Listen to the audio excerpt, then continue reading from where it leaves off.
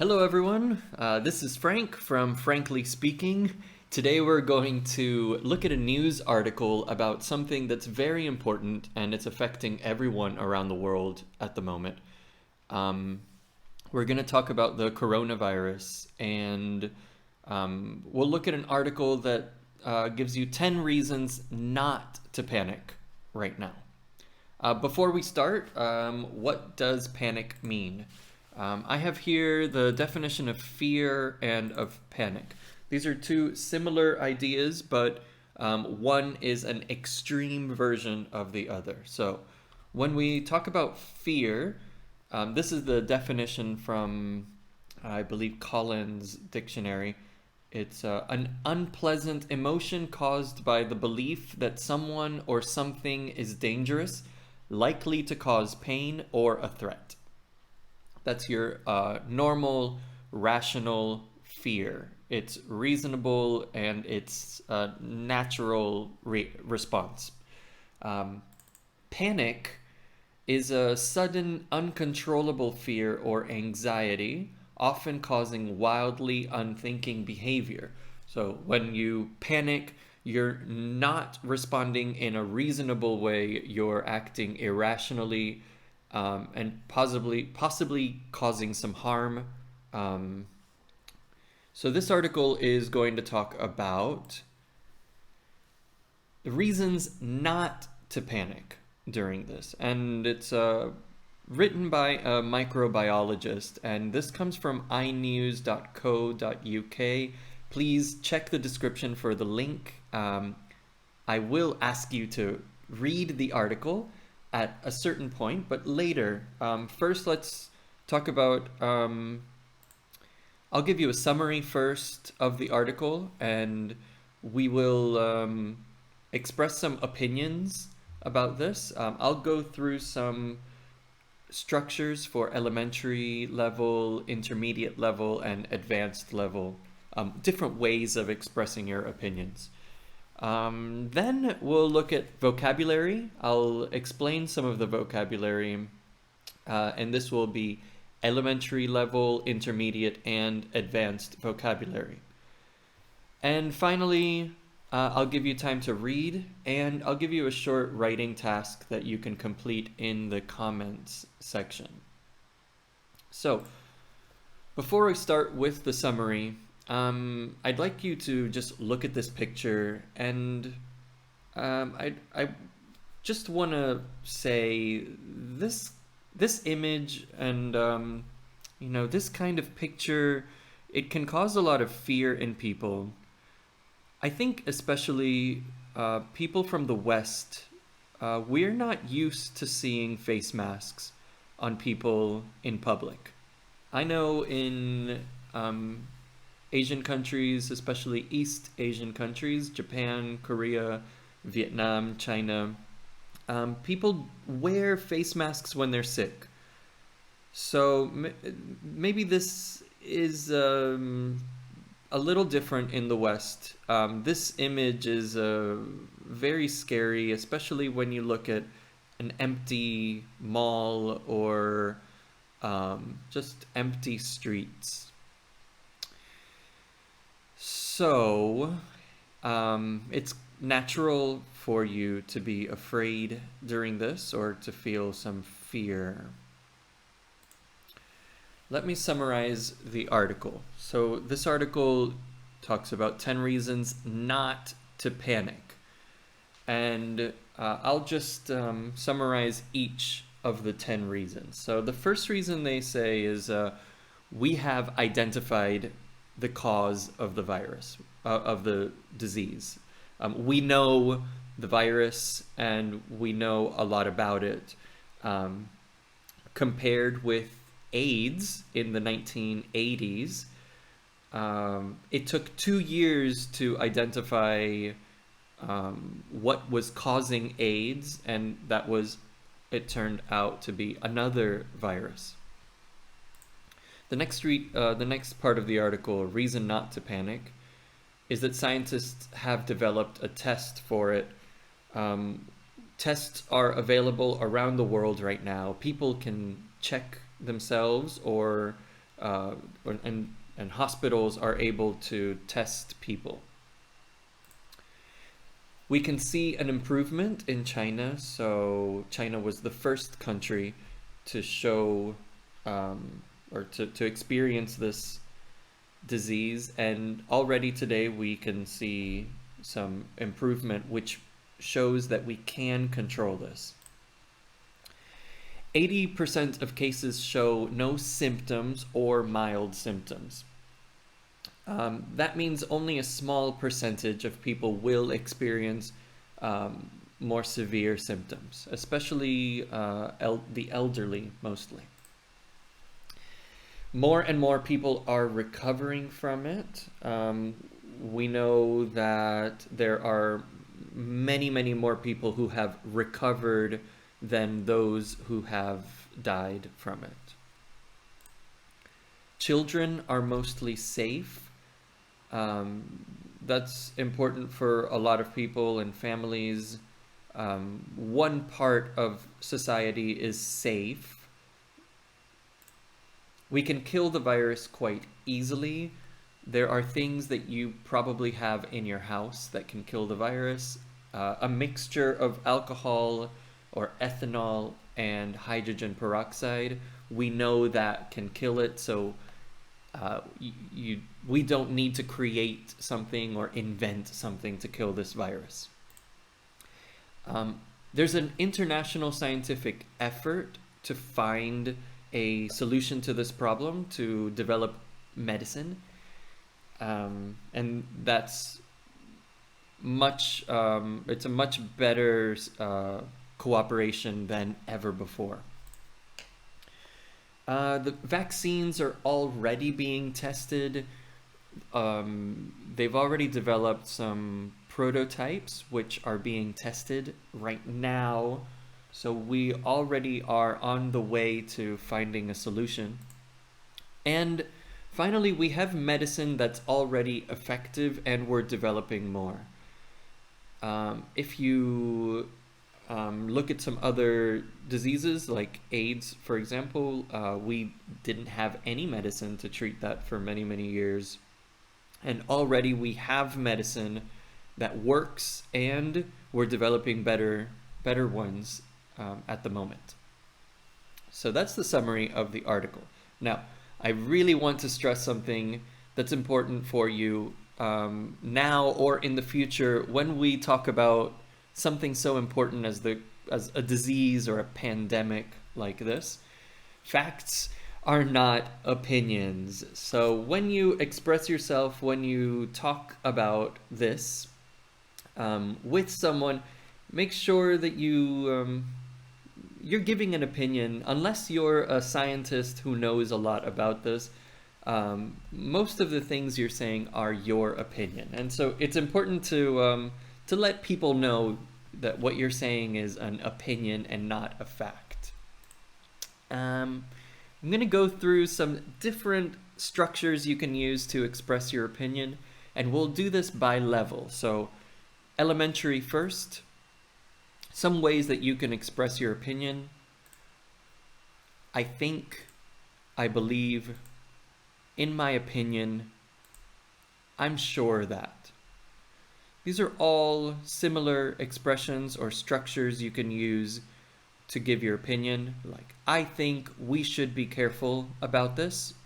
I believe we shouldn't panic. In my opinion, we should only listen to the scientists. I'm sure that we're going to be okay.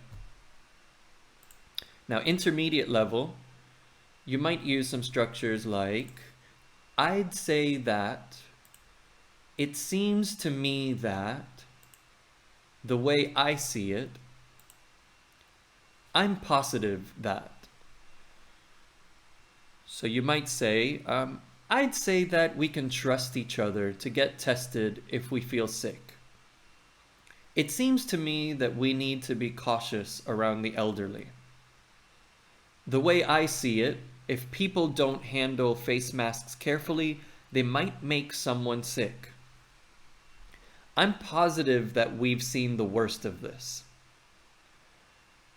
And if you're an advanced English speaker, You might use some of these other structures like, I can't help thinking, without a shadow of doubt, quite frankly,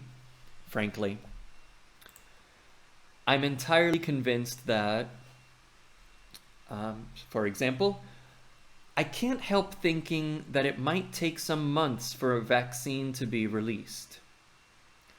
Without a shadow of doubt, doctors and nurses are going to be on the front line of this.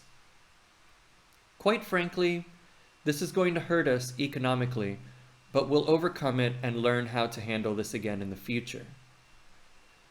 I'm entirely convinced that we'll be able to employ all our scientific and technological resources to resolve this crisis. Okay, let's look at some vocabulary here.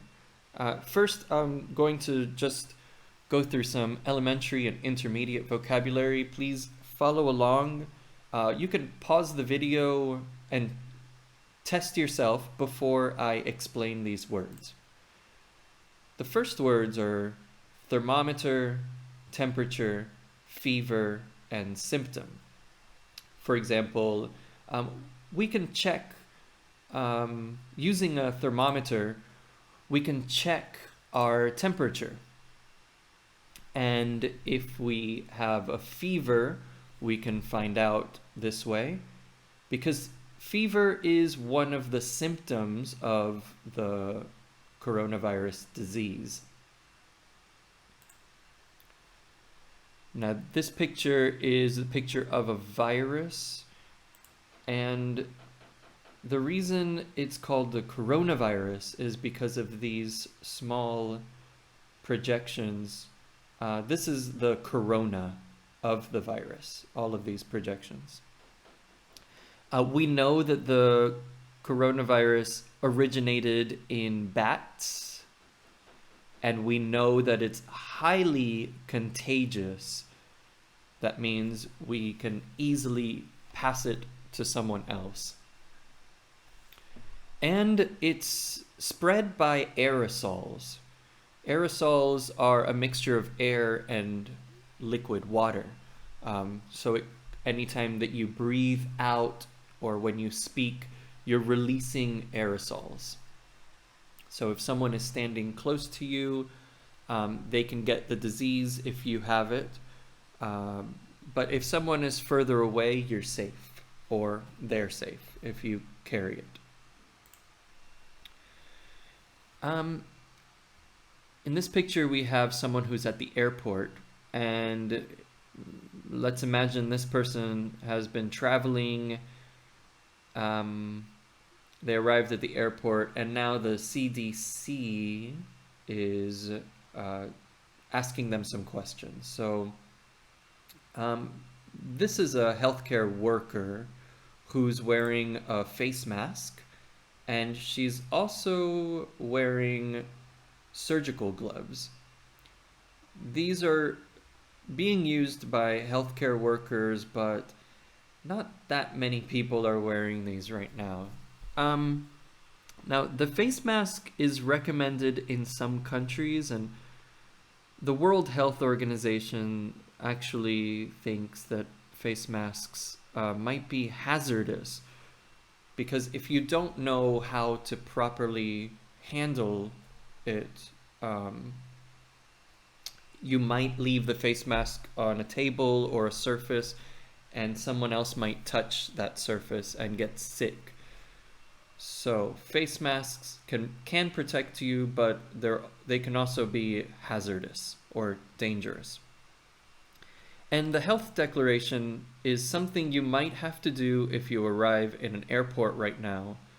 And it's just a declaration that you say that you feel a certain way. For example, if I have a fever, I should tell them that I have a fever and include that in my health declaration.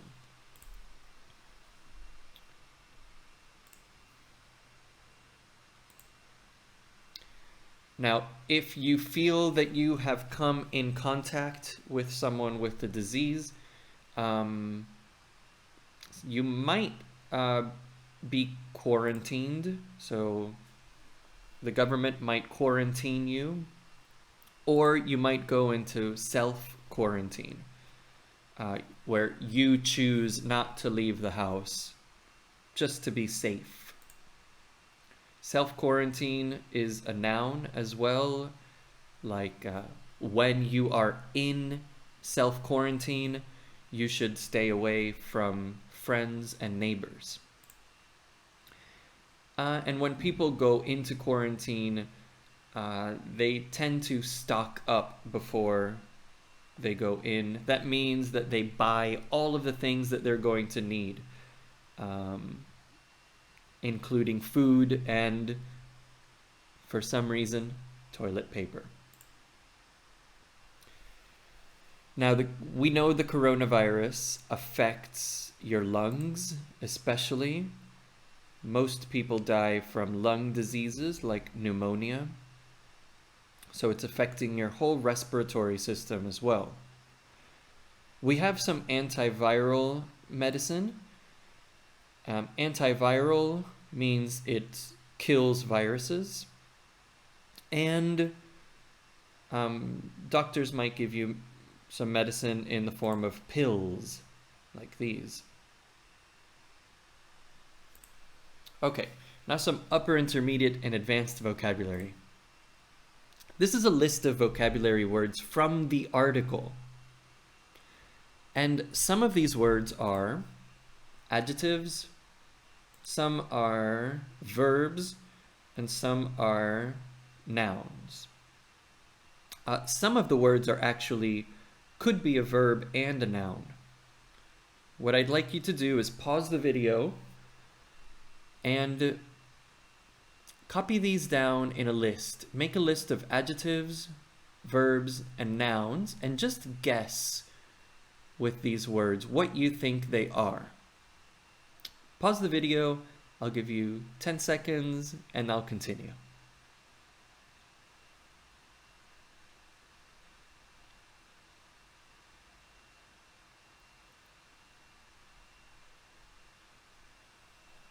Okay.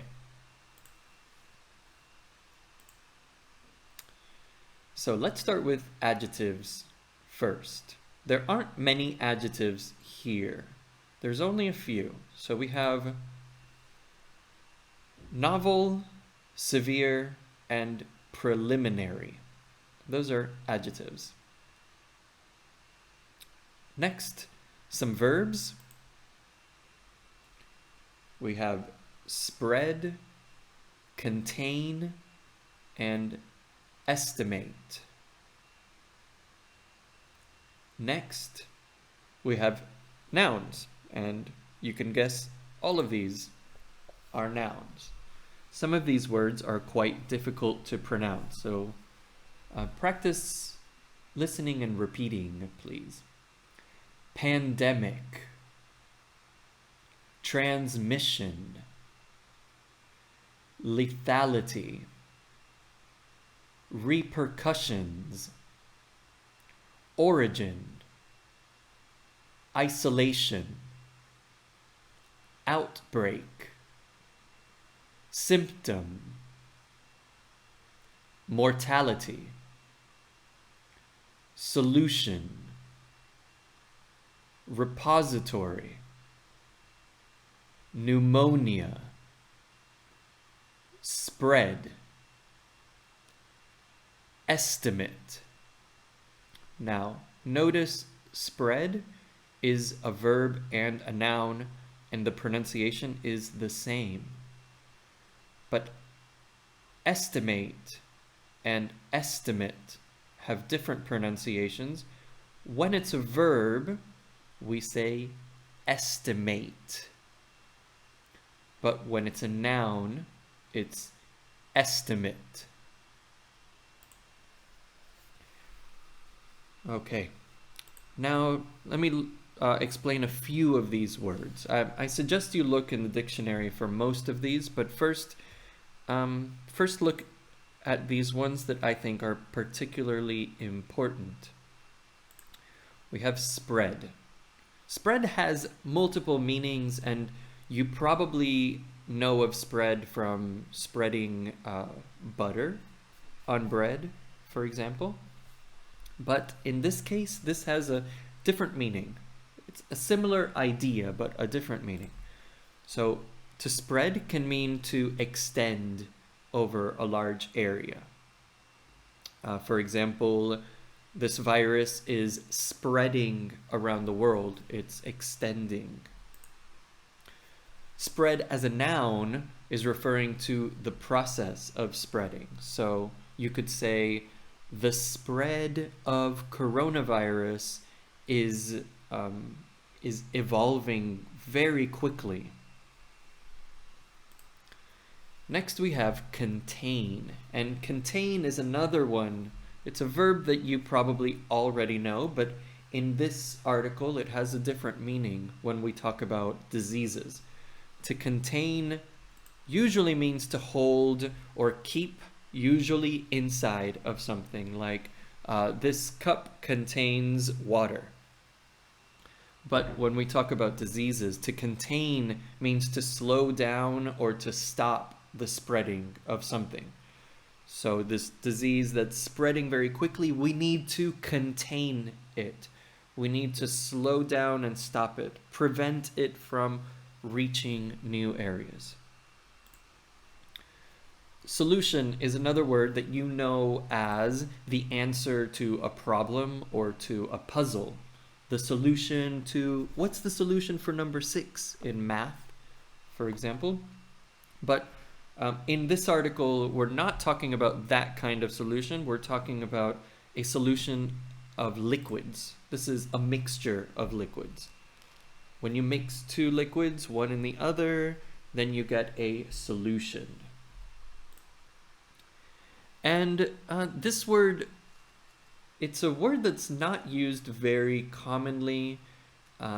Novel, you know it as a book, but you might not know it as meaning new.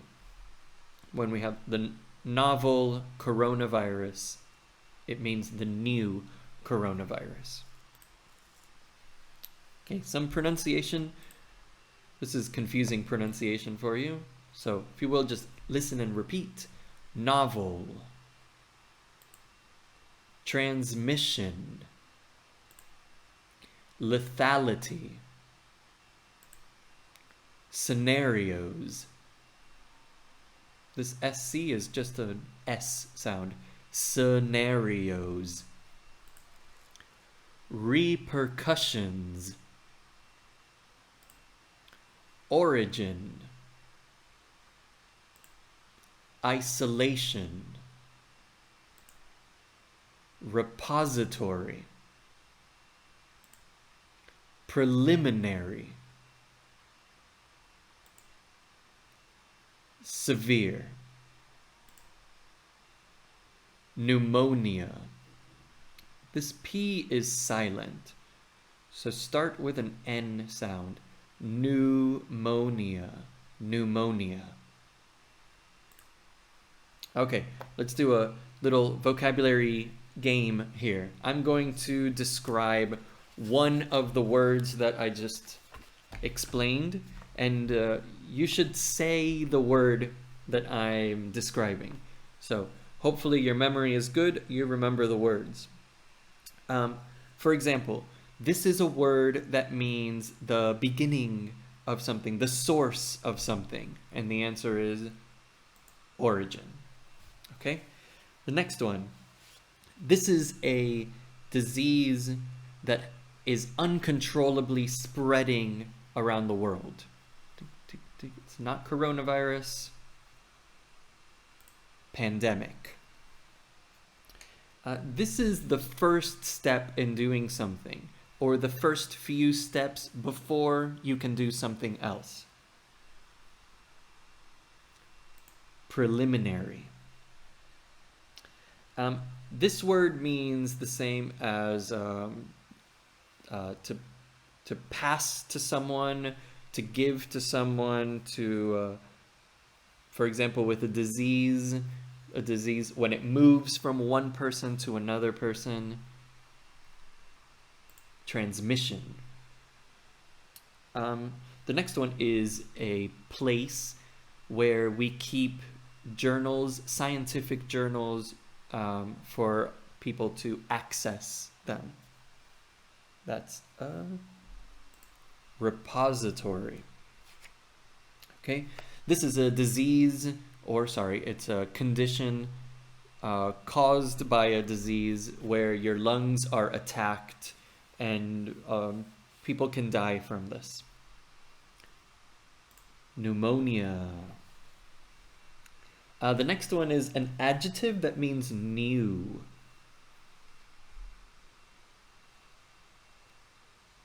Novel. And finally, this is a mixture of liquids. You mix 2 or more liquids together and you get a solution.